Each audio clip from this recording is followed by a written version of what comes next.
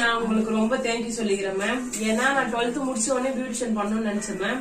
அது என்னால செய்ய முடியல. ஏன்னா பியூட்டிஷியன் பண்ணா படிப்பு கெடும், இல்ல படிப்பு இது பண்ணா பியூட்டிஷியன் இது வர மாதிரி இருந்தது மேம்.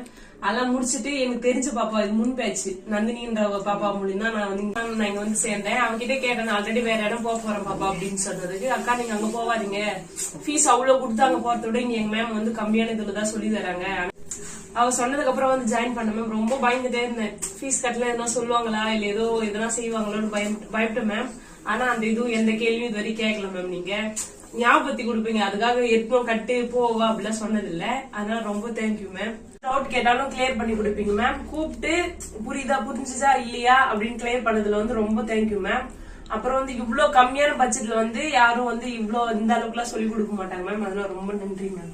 வெளியெல்லாம் போற மாதிரி இருந்தா 50,000 இல்ல 1 லட்சம் கேட்பாங்க மேம். ஆனா நீங்க வந்து கம்மியான பட்ஜெட்ல வந்து நீங்க பியூட்டிஷியன் கிளாஸும் சொல்லி கொடுத்தீங்க, மேக்கப் கிளாஸும் ஃப்ரீயா சொல்லி கொடுத்தீங்க மேம். ரொம்ப நன்றி மேம்.